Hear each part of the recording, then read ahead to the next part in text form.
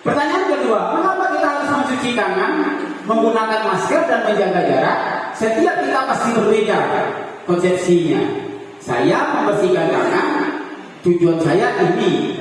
Saya memakai masker karena saya batuk. Saya pakai masker karena ini. Persepsinya berbeda. Kemudian mengapa kita harus datang tepat waktu di sekolah?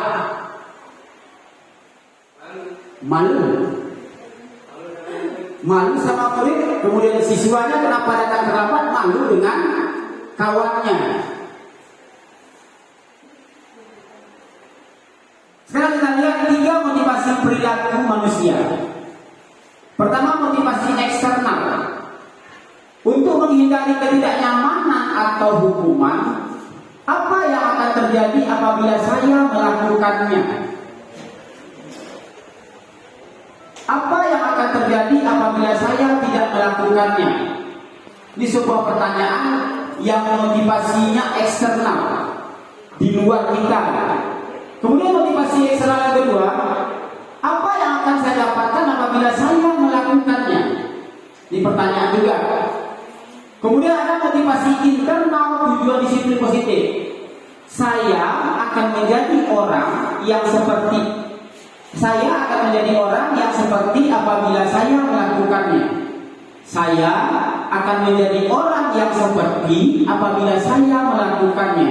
Itu sebuah kalimat yang tujuannya disiplin positif. Berbeda dengan motivasi eksternal tadi.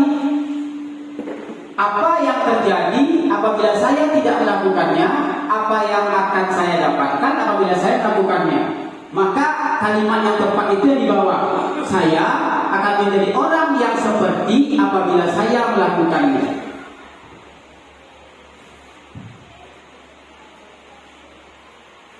Untuk menerapkan disiplin tadi, maka kita ada satu teknik yang dinamakan dengan membuat keyakinan kelas. Kalau dulu namanya kesepakatan kelas di dalam kelas.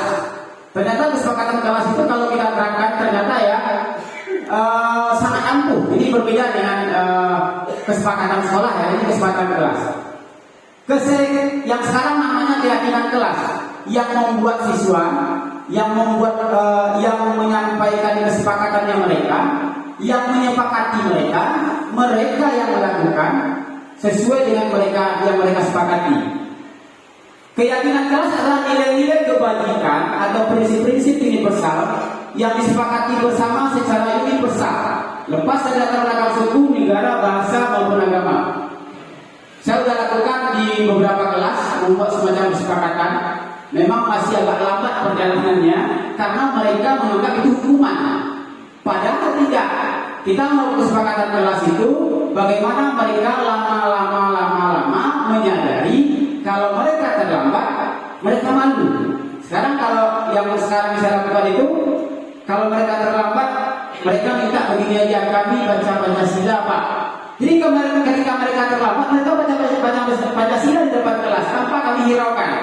Dan kita berusaha bagaimana mereka bertanggung jawab tentang apa yang mereka lakukan. Ini sebuah kesepakatan kelas. Menurut Kosen, suatu keyakinan akan lebih memotivasi seseorang dari dalam atau memotivasi secara intrinsik. Seseorang akan lebih tergerak dan bersemangat untuk menjalankan keyakinannya daripada hanya sekadar mengikuti serangkaian peraturan. Jadi dalam keyakinan kelas ini kita menyampingkan peraturan yang sifatnya hukuman, tapi kita membuat keyakinan yang sifatnya konsekuensi. Kalau saya melakukan ini, maka saya akan lakukan ini. Kalau saya terlambat kelas, saya akan melakukan ini. Keluar kelas sekian menit, kesepakatan kami, maka lebih dari itu, maka kami melakukan ini. Kesepakatan itu ditulis, ditempelkan di kelas, maka mereka membaca setiap hari. Boleh kita lakukan setiap mata pelajaran, dan boleh saja nanti masa kita bikin sepakatnya sekolah masa kesepakatan itu. Kalau saya mencoba pada mata pelajaran saya aja. Lanjut.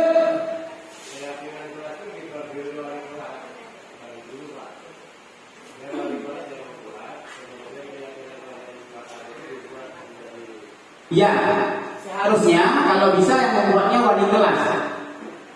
Seharusnya wali kelas. Tapi kalau guru pun membuat pasal, boleh pasal. Karena ada sifat inkaran dari guru. Contoh, ketika mengumpulkan tugas berbeda, ada yang mengumpulkan tugas tepat waktu, ada yang tidak. Anak ada yang protes, Pak, si Anu mengumpulkan tugas tidak tepat waktu, kok nilainya sama dengan saya gitu ya, di mata pelajaran yang sama, mata pelajaran saya misalkan. Maka mereka sepakat, kalau terlambat maka nilai kamu tetap ini. Sepakat mereka menentukan. Atau ditambah dengan tugas lain yang menentukan mereka. Berarti kalau mereka terlambat 1 minggu, maka mereka menambah tugas lain. Menambah tugas lain itu kesepakatan mereka semua. Jadi boleh lakukan berdulu, boleh berdua di kelas, dan kalau bisa sekolah juga membuat keyakinan ini.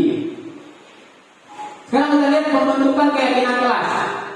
Keyakinan kelas bersifat abstrak. Kalau pengertian abstrak, semu. Semu itu artinya mereka yang membuat, mereka yang melakukan. Artinya tidak ada kesepakatan yang jelas. Artinya jelas itu baku. Bisa saja di semester depannya tidak kesepakatan itu, tergantung kondisi yang ada. Kemudian keyakinan kelas berupa pernyataan universal dari siswa. Mereka tidak beri kesempatan satu per orang memberikan kesepakatan. Saya sepakat begini, saya sepakat begini. Kemudian keyakinan kelas hendaknya tidak terlalu banyak, jangan terlalu banyak. Jadi yang pokok-pokok aja yang membuat siswa mudah melakukannya. Kemudian buat semua warga kelas hendaknya ikut berkontribusi. Karena mereka yang menyepakati, maka semua harus berkontribusi. Yang terakhir, bersedia meninjau kembali keyakinan kelas di waktu ke waktu. Jadi keyakinan kelas yang kita buat itu boleh kita kurangi kembali dan boleh kita tambah. Dan targetnya adalah besok tak ada lagi itu. Jadi siswa sudah sadar dirinya melakukan hal yang baik dan mana yang tidak baik. Jadi kita tidak boleh lagi bikin keyakinan itu. Saya tidak boleh terlambat. Saya harus masuk tepat waktu. Saya harus menjaga tugas. Keyakinan itu yang kita coba tumbuhkan. Sekarang kita lihat contoh peraturan dan keyakinan kelas yang dituju. Contoh ya, selalu kembalikan buku ke tempatnya. Misalnya kalau ada sulit baca, jadi setelah siswa membaca, kesepakatannya selalu kembalikan buku ke tempatnya. Apa nilai yang diambil di sini? Tanggung jawab. Kemudian dilarang mengganggu orang lain, kesepakatannya. Nilai yang diambil di situ saling menghormati. Begitu seterusnya. Ada beberapa contoh keyakinan kelas yang bisa kita buat di kelas masing-masing. Sekarang kita lihat dihukum oleh penghargaan. Ini yang masih heboh juga nih. Ada sebagian kita yang tidak mau ada penghargaan karena penghargaan mengakibatkan paksaan. Contoh, memberikan penghargaan kepada anak yang sering sholat. Satu sisi kita menganggap itu baik. Satu sisi ada kalimat yang menyatakan kalau karena dia diberi penghargaan maka dia rajin sholat. Ini kita lihat pendapat asal seperti apa. Ada pasang tidak berikan reward kepada anak. Kita tujuan kita agar anak itu yang lain termotivasi. Ternyata penghargaan itu juga ada hasil negatifnya. Kalau tidak ada penghargaan lain, akibatnya apa? Dia tidak mau lagi gitu. Nah, ini yang faktor negatifnya. Nanti kita lihat bersama kesepakatan kita seperti apa untuk penghargaan ini. Penghargaan KPD, penghargaan menghukum, penghargaan mengurangi ketepatan, penghargaan tidak efektif, penghargaan merusak hubungan. Kira-kira seperti apa nanti yang akan kita coba memberikan penghargaan? Memang kita belum ada pasal ya kepada siswa memberikan penghargaan. Kira-kira aja ya, yang juara dan sebagainya. Lanjut. Seragam ya, nunggu dari OTW. Hukuman atau konsekuensi? Nah ini muncul pertanyaan kita tadi. Kita memberikan hukuman atau konsekuensi? Mencatat 100 kali dalam buku kalimat, saya tidak akan terlambat lagi karena terlambat ke sekolah. Ini hukuman atau konsekuensi? Hukuman. Lari mengelilingi lapangan, hukuman. Murid diminta untuk push up, hukuman. Menggantikan kertas tugas teman yang telah dicoret, konsekuensi. Membersihkan tumpahan air di meja tulis karena tersenggol pada saat belajar, membersihkan konsekuensi, hukum konsekuensi ya. Murid disuruh untuk mengenakan sepatu seharian di sekolah karena tidak mengenakan sepatu hitam. Hukuman ya. Lari memberi apa kasih sama lain lagi. Sekarang pertanyaan kita menggunakan bahasa hukuman atau konsekuensi? Ini masih perdebatan kita ya. Ada yang mengatakan kalau ada hukuman maka anak begini-begini. Kalau kita berikan konsekuensi terlalu ringan. Nah, ini masih perdebatan kita bersama. Bagaimana caranya menggunakan, karena kalau konsep dari Kajian Dewantara itu menuntut anak, jadi tidak ada bahasa menghukum.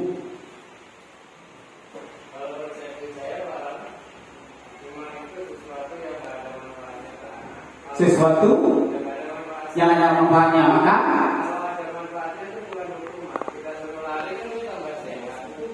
bukan hukuman ya.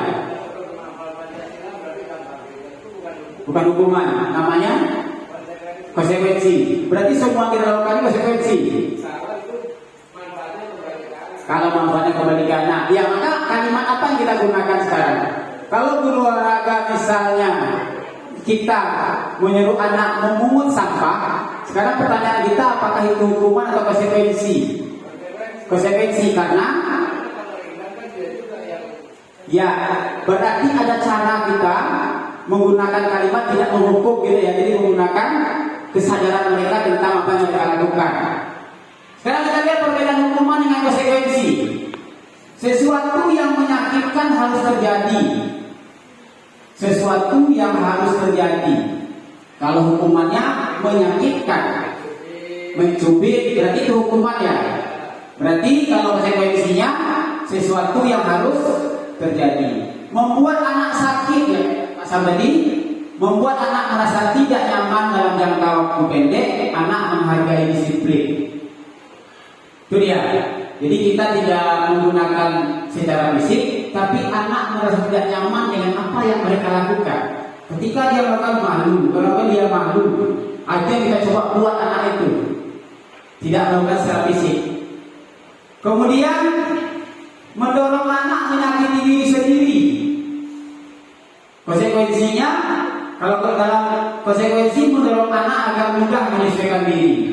Jadi jangan menyakiti diri sendiri, tetapi mendorong anak agar mudah menyesuaikan diri. Konsep diri yang buruk, konsep diri yang baik. Anak belajar untuk menyembunyikan kesalahan.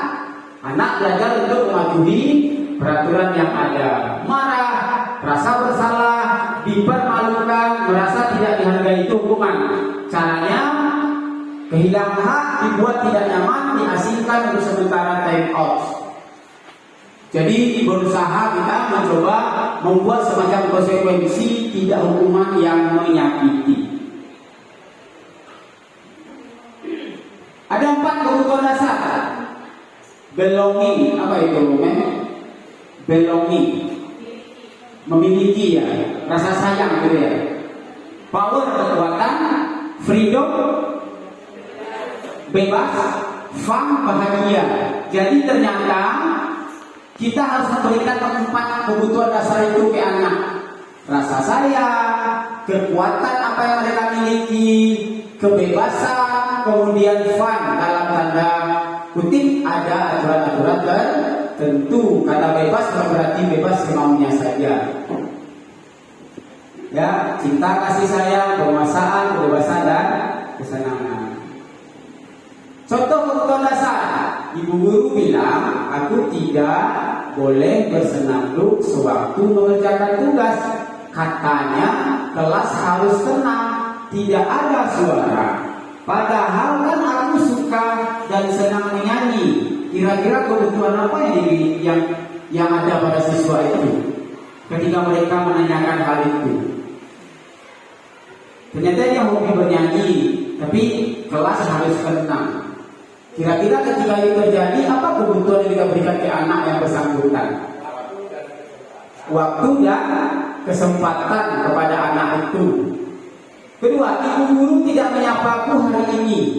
Padahal aku pakai jepit rambut baru loh. Nah, kira-kira kebutuhan apa yang kita berikan ke anak? perhatian. Aku bosan, masa belajarnya cuma gitu-gitu aja. Dengarin ibu guru aja. Dia anak merasa bosan. Maka kebutuhan apa kita berikan? Perubahan teknik, cara belajar, cara mengajar dan sebagainya. Aku sebel, gambarku tidak rapi. Malah ibu guru nunjukin ke teman-temanku di depan kelas. Berarti anak merasa malu ketika mereka dilihatkan kepada gambarnya kepada kawan. Maka kebutuhan apa? Kita berikan bimbingan agar dia merasa karya yang mereka buat lebih baik. Sekarang kita lihat fungsi kontrol kita sebagai guru. Penghukum membuat rasa bersalah. Guru berbuat menghakimi, menunjuk-nunjuk, menyakiti, menyindir. Kalau membuat rasa bersalah, berceramah, mengatakan seharusnya ibu kecewa. Jadi bukan berarti kita menunjuk anak.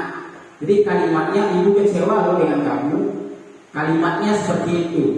Ketika guru berkata, kalau kamu tidak melakukannya, awas ya, rasakan nanti. Seharusnya kamu sudah tahu, ibu lelah sekali mengatakannya. Ibu stres dengan kondisi kamu. Maka membuat anak menjadi rasa bersalah. Hasil memberontak, menyalahkan orang lain, berbohong. Memberontak, menyalahkan orang lain, berbohong. Membuat rasa bersalahnya, menyembunyikan, menyangkal, berbohong. Itu cara kita untuk menanganinya. Kaitan dengan dunia berkualitas. Murid meletakkan guru di luar dunia berkualitas.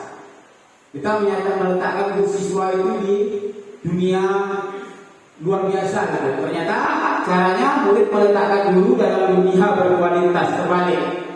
Murid meletakkan guru di luar dunia berkualitas. Ternyata murid meletakkan guru dalam dunia berkualitas. Murid berkata, biarkan aja, nanti juga marah-marah lagi. Kata murid, sebagai guru kita harus, kalau di sini maafkan saya. Ini agak berat juga ya. Kalau kita sebagai pelaku ya, tapi memang dalam Ki Hajar itu seperti itu. Ada guru kadang kita lewat, siswa membicarakan kita, Pak Romi itu gini. Kemudian terdengar sama kita, perasaan kita ini apa nih? Mau kita marahkan anak ini atau seperti apa? Kemudian mendapatkan pada dampak pada murid, mengulangi kesalahan, merasa rendah diri. Jadi itu posisi kontrol kita sebagai guru. Kemudian kalau posisi kontrol kita sebagai teman dan pemantau, membuatkan alasan-alasan untuk muridnya, menghitung dan mengukur sebagai pemantau. Jadi kita juga sebagai teman dan sebagai pemantau. Jadi kita juga dulu harus posisinya sebagai teman dan sebagai pemantau. Itu beberapa contoh. Kemudian sebagai manajer, bagaimana posisi kita sebagai manajer? Memimpin siswa dalam pembelajaran. Juga pertanyaan, apa kita ini mengatakan pribadi?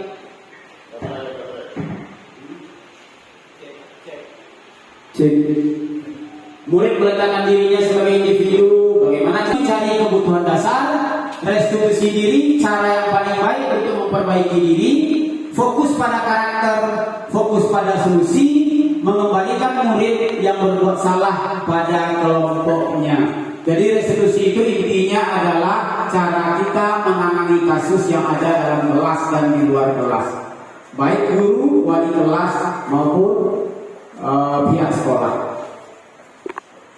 Ini dia segitiga restitusi itu ya.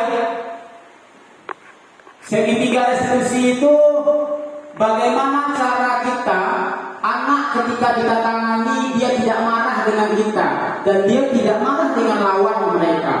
Anak bersalah A dengan B, kemudian kita yang menangani, mereka pun menjadi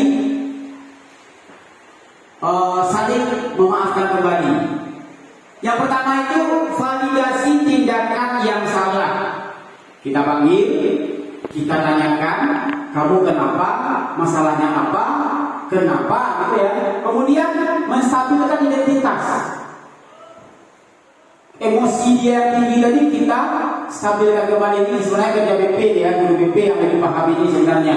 Tapi ternyata kita dulu juga harus punya sifat atau hal yang seperti ini. Kemudian menanyakan keyakinan mereka. Kamu ini mau sekolah itu jadi apa? Besok mau kemana? Mau jadi apa? Jadi tiga segitiga inilah yang akan kita coba lakukan ketika menangani sebuah kasus terhadap siswa.